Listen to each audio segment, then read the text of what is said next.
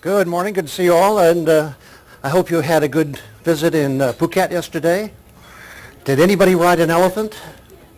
Oh, good, because they're more on the way. They're following the ship as we go, but I'll show you that in a minute. And today I'm going to talk about the Andaman Islands, which I'm sure you've all been wanting to go to all of your life. It's one of those. It's in the A column of the places you must visit before you get to the next archipelago. But as we've already experienced, there's a lot of islands on this expeditionary cruise, and of course we have gone out into the ocean and into the Indian Ocean to go to these islands, which are very rarely visited by travelers. More so now that things are peaceful over here, and there's always a surfer looking for a new beach. But I first came here about 15 years ago on a ship, and we stopped for some supplies in Port Blair and on our way to India. So that if you're crossing Sri Lanka to Thailand and to Singapore, this is right on the route and is sort of famous in history for having unwelcoming natives. And then even back in early Arabic and Chinese writers would say they didn't dare land on these islands because the Aboriginal people, of which there's a remnant population, are so unfriendly that they throw spears and shoot arrows at anybody who would come on the island. I assure you that's not our greeting tomorrow. All we have is visa forms thrown at us. And for those of you who got your visa at home now, it's welcome to the government of India. But these islands are out here in the middle of that. Oh, right there. There they are, right somewhere. Now we're supposed to not be too cloudy here. There, we're about right there.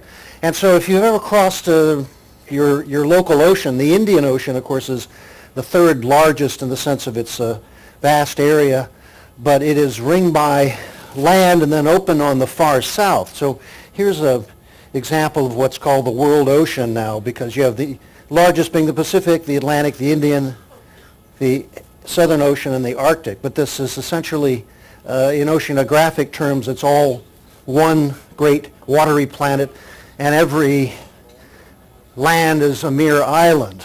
So the Indian Ocean, though, of course, goes all the way down to Antarctica and is more open than any other ocean in the sense of the southern area. So here we can see we're, of course, way up in the far cold and blustery north at about 6 degrees north of the equator.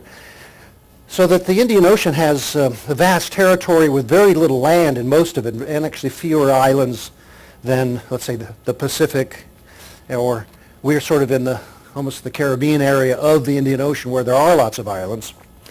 And it has one large ridge here, and then this is the Seychelles, Madagascar, the Maldives and Laccadive Islands here. This is the Chagos Group, and then we are in the Andaman Group right over here.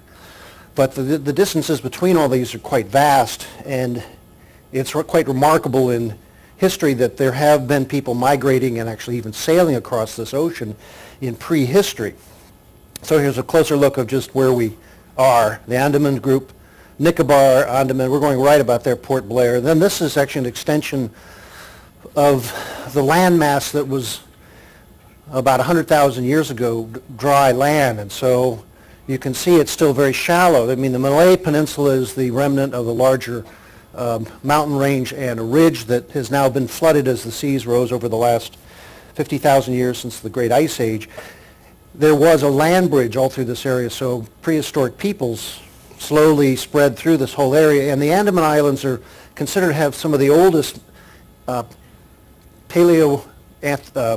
Australian Aboriginal peoples. In Indian language, they're called Hindi, it's Ativisis, which are the original peoples. In Malay, they're called the Orang Asli, or the original peoples of this area, and then there have been other migrations. But you can see that the Andaman Islands are probably much more land, and there was access, particularly from Burma, they think, for the original inhabitants. So anyway, this area, the Andaman Sea, encompasses the areas we've been coming up from the Straits of Malacca up to the Bay of Bengal here, and is fairly calm waters at this time of year. There are monsoons later time, but we are here at the dry season and the calm weather, fortunately. Then these islands are again north of Sumatra, up here. These are the Nicobar, this is the Andaman. And of course we just sailed from Phuket, Langkawi, Penang, and then we'll be going to Palau on our next stop. All of this was, of course, a moving question geologically, because if you know your plate tectonics, the various continents are sort of floating upon the magma, the liquid centers of the planet, and so the Indian subcontinent has gradually, over the last 70 million years, moved up to collide with the Eurasian landmass and is still pushing and subducting, raising the Himalaya mountains up, and also creating the kind of active geology that is then expressed in other fault lines, most famously the ones that create the great earthquakes and tsunamis in the Indian Ocean. Now the Andaman Islands, though, are not really part of the Indian landmass, but they have become politically part of the modern state of India. There were other Cholo dynasty, Malay, and other rulers and people who came to the Andaman Islands, but because they were so far offshore and had no good agriculture nor any gold or valuables and hostile population, it was very unpopulated until just recently. So these are the nations of the Indian Ocean, but as again you see, down in the southern part of it there's almost no land. There's a couple of French and British islands down there, and actually a Norwegian possession also down toward Antarctica. But this area where we are is characterized by the seasonality of the monsoon. So there's the southwest monsoon in the summertime that comes up with a lot of humidity and brings great rainfall to the whole subcontinent of South Asia. And then there's the wintertime northeast monsoon where the colder winds come off of the mountains of Tibet and over the hills and then bring cold, dry air down into the area. So that the Andaman Islands down here are part of this pattern where they will have torrential rains at different times of year, and then they'll also have the great typhoons. And these are just like a hurricane or a cyclone. Typhoon is actually the Chinese name for them. Here they are called a cyclone in this area, the Hindi word. But they will spin out of the tropical zone, and then in this area they'll come up right up over the Andaman Islands and then into particularly Bangladesh and Burma. They've had terrible typhoons in recent decades. But the ones in the southern part of the Indian Ocean spin out to sea, and then they don't do that much damage except over in East Africa and Madagascar. So this is the weather that we are fortunately missing, where these great depression, low pressure cyclonic storms will come and then they'll move up into this area. Right, this illustration is the cyclone that came into the lowlands of Burma just a few years ago. The Irrawaddy created great damage. If you're ever out here at sea in those times, it's a good time to book a land vacation, because the sea gets quite tumultuous out here, and traditionally ships would never leave during monsoon season, except rather during typhoon season. They would ride the seasonal trade winds of the monsoon as they shift, but get into port before the storms get too strong. It's sort of a predictable cycle until recent years it's become less predictable. Well, here we are. We're going to be coming up into the Andaman Group, which is they're actually a whole series. There are 572 islands in the entire group. Most of the population of over 300,000 people are in central Andaman, and then most it's concentrated around Port Blair, which is the commercial and political center of the island group. There are only 16 islands that are inhabited, and many little small islands that are still in, let's say, original state, and then there are reserves where the remnant of the Aboriginal population still live. The Nicobar Islands are the ones that are not open for anybody to visit at all. They're considered given over to the indigenous peoples and not to be visited by anyone. And I'll show you more about that in a minute, but these are the two different groups. So we are coming up right to there. Now, Andaman, this group of islands, they all look like one island, but their straits between them have been heavily deforested. There's some agriculture. There's the population mostly from southeast India, from Tamil Nadu and from Bengal and that area that have been growing the habitations in this area. Many of them are remnants of the original prison colonies here. When the British first came in 1789, they established prison camps here. And that had actually been a tradition going back over another 1,000 years, and that some of the other Indian principalities would exile people to the Andaman Islands, and it usually was a one-way trip. Now, we all have a round trip tomorrow, if you can make it back to the ship in time. But here they are. This is the great spray of islands. Looks familiar, like Langkawi and around Phang Nga Bay, those of you who saw that yesterday. So this is, again, essentially a flooded plain where we now have just mountaintops and all these beautiful islands that are why we are coming here. So you can, again, if we had more time, go out in local boats and go out into these many little areas and go find your own personal island, name it after your own family, but the local Aborigines might not agree. But this is the kind of karst mountain landscape that we've become quite familiar with now, again with caves and a lot of features that make it very dramatic seascape. That's my personal Hayman Island. Actually, Hayman, not that one I still have down in Australia, but this is, and I have a tree house and a hammock right about there. So if I'm not on board tomorrow as we sail out, now you know where I went.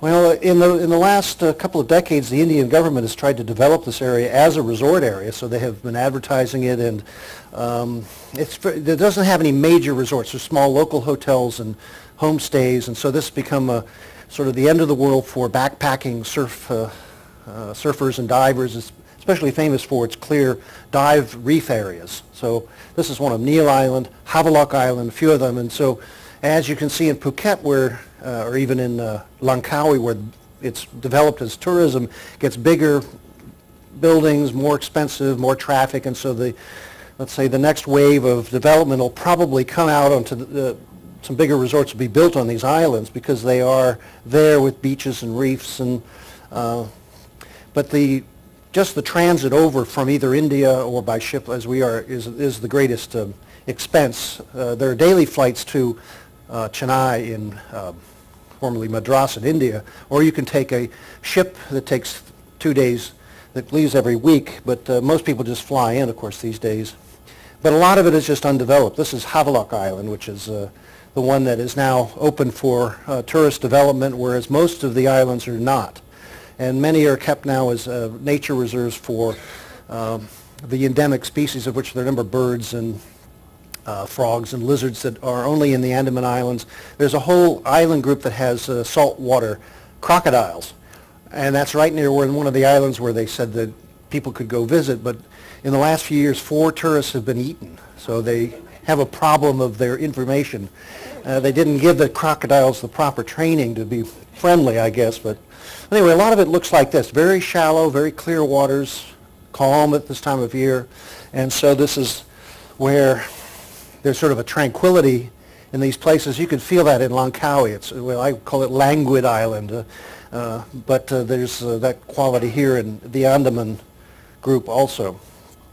Has a lot of mangrove, a lot of salt swamps, and so when the first Europeans came, they found this place not to be attractive at all. Of course, back in our European heritage, nobody went to sea on a holiday to begin with. The old saying is, anybody goes to sea for a holiday should go to hell for a real vacation.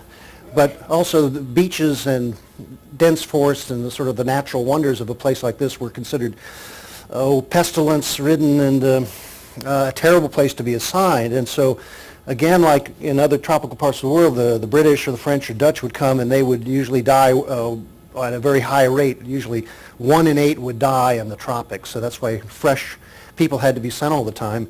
And so the Andaman Islands were especially far away, and this was not exactly your lovely English garden either.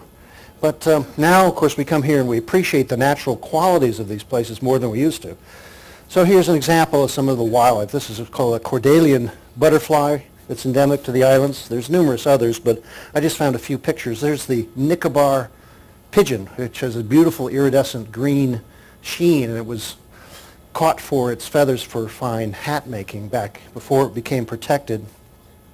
And then under the sea, these shallow beaches, you have a lot of reef formations, and of course you're familiar with this. If anybody went snorkeling yesterday or are scuba divers, this is a worldwide phenomena. The FTF goldfish and anemone fish, there's a long list of it, but I'll show you a couple that are particular to this area in the Indian Ocean, Andaman Sea. This is the Halloween crab, all dressed for the party, and then full of eggs also.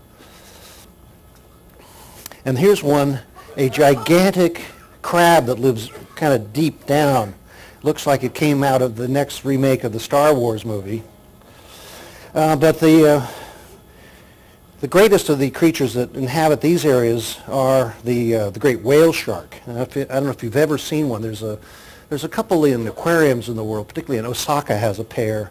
But these inhabit all of the tropical waters of the world, but they are endangered and hunted in much of Asia. So in Indonesia, there are not that many left. There are some in the Andaman Islands, and again, the government has banned any fishing for them. In Chinese waters, these 30 to 40 foot, they're actually a shark. They're not a whale, because they don't come up for air. They have gills, and they are plankton feeders. So they don't have teeth. They have a balandic strainer, so they just open their mouth and go gathering plankton and small creatures. And so these can be seen in the Andaman Sea waters. In Malay, they call it the starback fish because it has all of these white spots on the top. But in Chinese, it's called the tofu, or the tofu fish, which means that they catch it and its flesh is soft as tofu. But only if we're really swimming a lot will we see these things. Here's an albino one, which I found. This photographer was swimming and found an albino whale shark, very rare sighting, and you can thank Antonio for that. But when the first humans probably walked here, but then came the Indian island traders, and in very ancient times the shore peoples of the Indian Ocean from Africa, Arabia, Indian subcontinent around here developed seagoing vessels. The inheritance of that in our own modern time is, if you've ever been on a sailing catamaran, the double hull with a triangular sail, that is an ancient design in the Indian Ocean, goes back 20, 30,000 years perhaps. Not that we have examples that far. These are actually cave paintings from the islands which show a European style, or maybe it's a Chinese junk style ship going past, and then they would be out in smaller catamarans with triangular sails in these islands.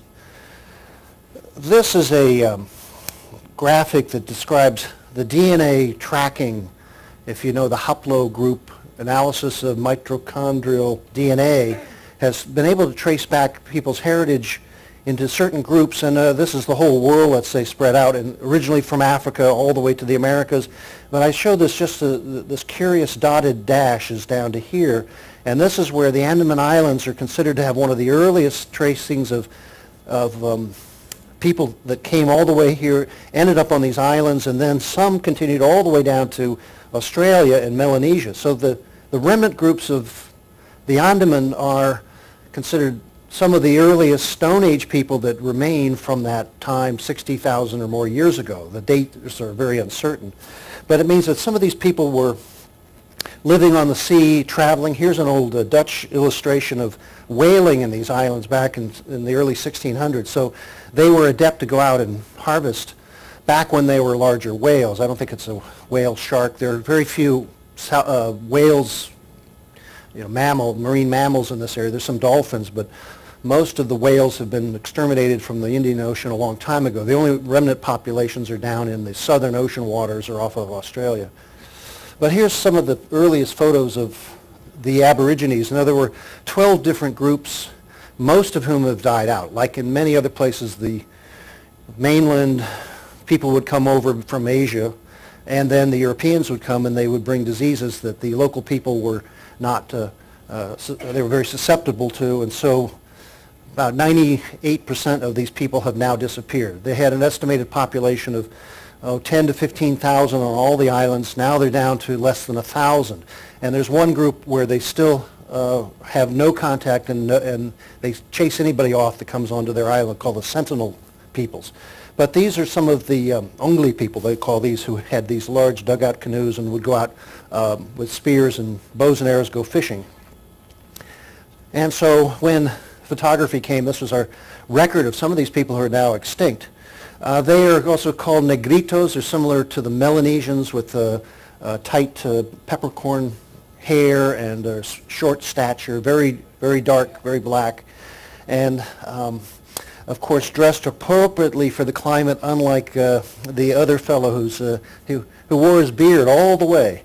But so these people are now either gone, or else they've also mixed in with the Hindi Indians, or the Tamil Indians that come over. So there's still, let's say, traces of them in the population we'll see in Port Blair, but we will not run into any that are quite like this.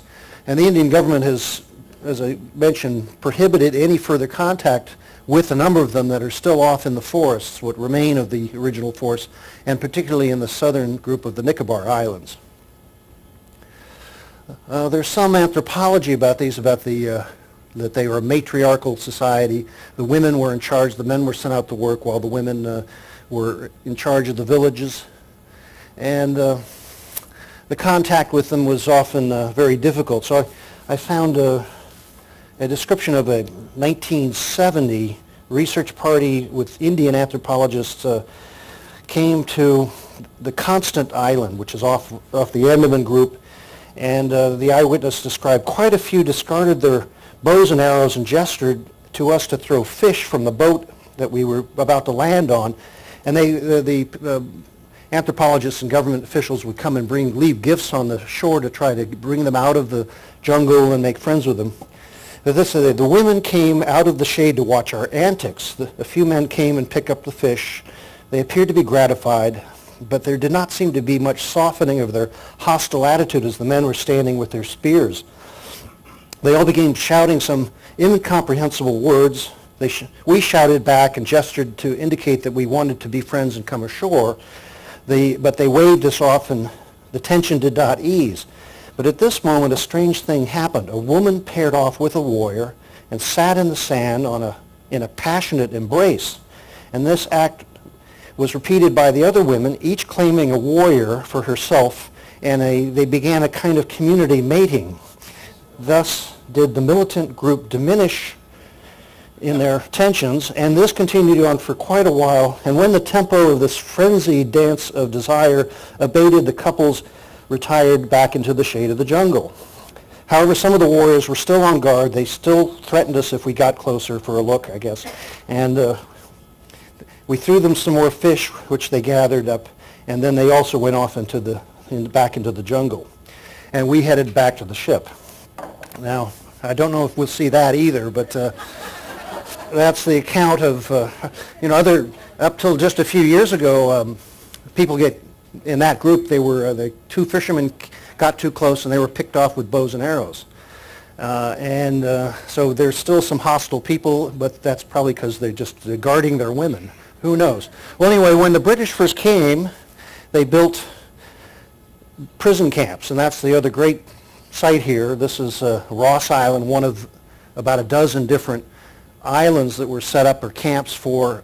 At one time they had over 12,000 prisoners, from the Sepoy 1857 uprisings to the modern independence movement of India. Going to Port Blair was considered a terrible fate. And of course, I'll just give you, since we're having a brief visit to India, look at what it was under the Raj, and you're very familiar with all of this. But as India was a diverse collection of many states and Maharajas and areas that were quite distinct in, let's say, language and culture and religion even.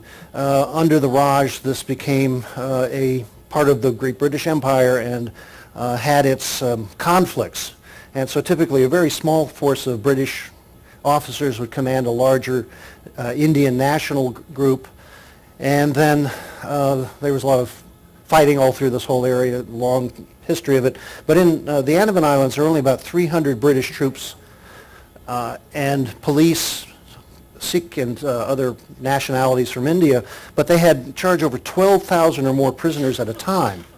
And so they built these tremendous security facilities and then also battled some of the natives. Here's a note about from Lieutenant Colonel Byrne to the back to Bombay, saying that they were having troubles with the Aborigines, who constantly were fighting and then running back into the forests. And so here they're going to lead an expedition into the Nicobars to punish these people. And so this is the bad history. There was a lot of, let's say, injustice done to the local peoples, who were also, of course, causing their own troubles. So this is the history of this area. Now this is one of the other Indian islands that is still Indian Ocean Islands. It's part of the British Indian Ocean territories. Now the Andaman and Nicobar were then finally ceded to India with its independence, but this was the way it was until just recently. And there's still British Indian Ocean territories, most notably the Chagos Islands and then Diego Garcia, which is a major military and naval station right south of Sri Lanka and very strategic in this area. But back in India, of course, there was resistance to the Raj, most notably led by Gandhi, and this is his 1930 Salt March. And so all through the 20th century, India was in turmoil over its rule, and then finally there was an insurgent army called the Indian National Army that started, first of all, with Gandhi-like peaceful demonstrations, but it often broke out into fighting. And when the Japanese came into Burma, they took the Andaman Islands, and they came and brought in some of the Indian National Army, and the first place that the modern independent flag of India was raised was in Port Blair under the Japanese occupation. Well, we'll go see some of this, and this is part of the history, the recent history of the islands. This is one of the prison islands, which is now a resort island. But most of all, you'll go and you'll be taken, if you take the tour, to the great circular jail in Port Blair. This was the biggest of the facilities, built in 1910 and held up to 1,000 inmates in each wing of it in small cubicles. This is kind of a terrifying place to visit, except at the time it was built, it was considered to be a modern sanitary facility that gave humane treatment for the political prisoners or other criminals that were brought from the mainland India to be here. They also allowed families to come with the prisoners. So the population of Port Blair began originally as all of the families of the prisoners who would come to work in the various ways to then give food and some company to their imprisoned men. And under the British rule at the time, the families were given free education for the children and free medical care under the military hospitals for the prisoners' families. So it was considered actually a good place to go if you had to go to prison, but nonetheless, please follow the instructions. They closed the prison in 1947. Now it is a historic monument, and you'll hear about the famous Indian political leaders who were imprisoned there, but now no more. There are the remains of other things, like here's an old church in Ross Island that has fallen to the wayside with the jungle growing over it, and even though the population, of course, has grown steadily since then, now there's, as I say, about 300,000 more people in the islands, but mostly just in Port Blair. Well, then, of course, India did get its independence, and here's Gandhi with Nehru, and then this was peacefully led. This is Lord Mountbatten announcing the independence of India, and of course this meant that Britain and India to this day have good relations, and it was one of the more successful decolonializations in the world. Here's Lord Mountbatten on his way off, and 1947. But then, of course, the history of India becomes somewhat tragic in the partitioning and the religious and ethnic strife that still plagues it. This is back when for a few years, the Muslims moved to Pakistan and what's now Bangladesh, and the Hindus moved back, and that great turmoil and loss of life through that process. And then we have, just to continue, again, Nehru and Indira Gandhi, who then became Prime Minister. And Of course, she was killed by Sikh guards who got the revenge for her attack ordered on the Sikh holy temple in Amritsar. But this is the background of India. When we come to the Andaman Islands, we are in India, but we're about one of the farthest away places you can be as part of the great nation of India. Here is the flag of the Andaman Islands, which is, of course, the tricolor of India with the great ocean around it.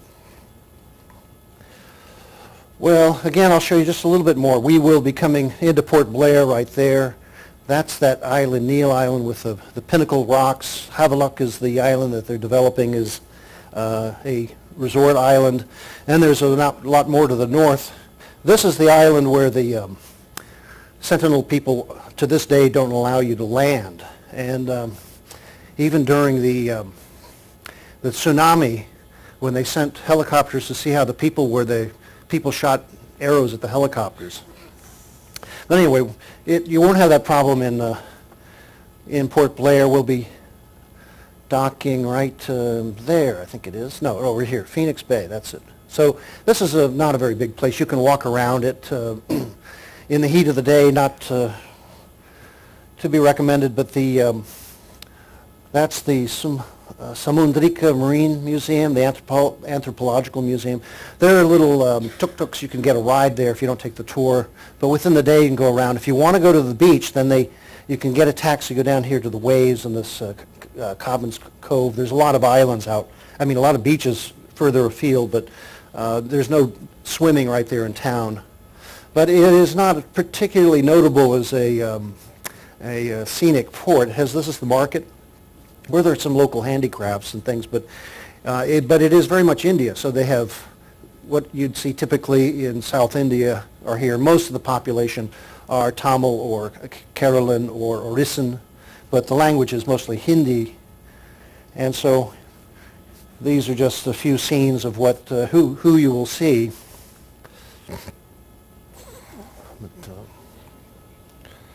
But the fish is fresh. I'm sure that's true. But now it's a place where a lot of Indians come for a holiday now, just to go to a place that isn't so busy or crowded. So you'll see this kind of life going on in the sea, especially if you're from Delhi. The ocean is a remarkable experience.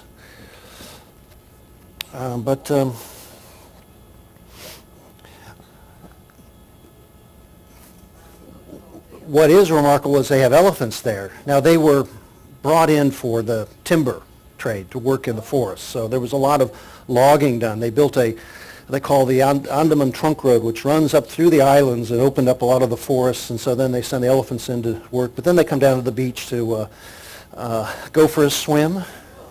How about that? No, notice, he's topless. But it's hard to ride an elephant, especially when they're underwater. But this is a remarkable creature, and not indigenous to these islands. Elephants can swim, but they don't swim this far usually. But then I'll show you a little bit more of the remnant population. These are the Jarawa people who are on South Andaman Island. They're not so far away, but Port Blair is down about here. But back in, so say, pre-contact, there were the Greater Andamanese, the Jarawa, the Jungli, the Sinhalese, which were still out there on this island here, and the Onge down in the south. Now they're mostly, let's say, gone or else mixed in. The only pure ones left are the Sentinelese right there. And then the Nicobar Islands have a number of other groups. But these are some photos of the Jarawa people who have only recently been, let's say, contacted and stopped fighting people who come into the area, mainly because they built a road into the area. And there was a young boy who was injured, and some people from Port Blair took him to the hospital and cured him of his injury on the road. I think he was hit by a truck or something. I'm not sure what. But he then learned some Hindi, went back to his people and told them that these people are not, they're kindly, they will not hurt us. But the traditional response was, don't ever let anybody come into your territory. This is sort of an ancient human tribal mentality. But I'll show you a little bit more, because they live in this kind of thatched huts on either the shore or in the inland bush, and then they're people that are still Stone Age other than what they've collected. And these people also are the only people that anthropologists have ever found that do not know how to make fire, and that they keep fire in a hollow tree that they gather from lightning strikes. And then one of the keepers of the flame of the tribe was just to keep embers going enough so there'd always be some fire, and if that went out, they'd go to another group and they'd borrow fire. And so this is people who know neither metal, fireworking, or any tools other than their bows and arrows and their very good hunting skills. But these are the Jarara people who, these are photos that are actually illegal because recently an Indian travel company was fined and their directors arrested for taking Indian tourists in to meet the Jarawa and then to have what they call illegal contact, which meant that they started doing trade or they paid them money, or what they're really afraid of is that they'll get more diseases and they too will die out. So here's some pictures of people with the Jarawa, which is not now allowed, and the police now guard this area from any visitors. But you can see the Negrito kind of hair, and they're very beautifully dark, and of course appropriately dressed for the climate, which we are not allowed to do.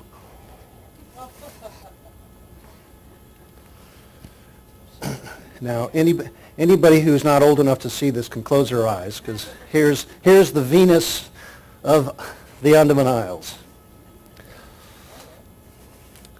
But they do have a few trinkets and a few things, but no handicrafts or any production. No agriculture, no manufacturers, and live off of collecting on the shore. But in this kind of an environment, there's always plenty to eat if you know how to find it. Well, then what happened, of course, a few years ago, December 2004, the great earthquake off Sumatra, and then the tsunami that hit, and this was just south of the Nicobar off the west coast of Sumatra, and these islands had a very big wave, 20, 30 meters in some places, broke over the shores, and of course Port Blair is very well contained, so it didn't have any breaking waves. It just rose up and then went down. It was on the, let's say, the lee side of the tsunami. But supposedly the Aborigine peoples could hear or feel it coming. Either they're in tune with the birds or they could somehow know, and so supposedly there was no loss in their communities. Whereas on some of the shore areas, like in Phuket and others that were really exposed to it, thousands died, hundreds of thousands died. So the great magnitude earthquake was right about here, 8.9, and then subsequent quakes through the area. This is all one big fault line, created the great disaster that then, of course, killed thousands across the Indian Ocean. So see, there's my little animation of it.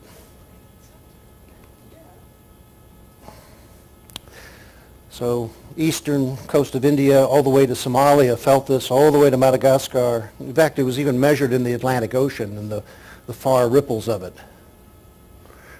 And there have been subsequent earthquakes, but no great tsunami like this since. And now the international tsunami warning system that was set up in the Pacific with the Pacific Rim nations has now been copied, and now they have an Indian Ocean tsunami warning system, which are essentially buoys in the ocean that have a transceiver, can send a notice up so they can track a tsunami and give everybody the warning before the worst happens.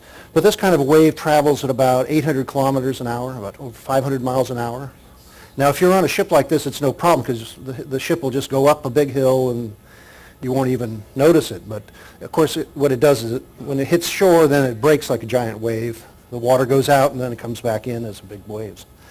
But that's what it was, and hopefully it won't happen again in our time here.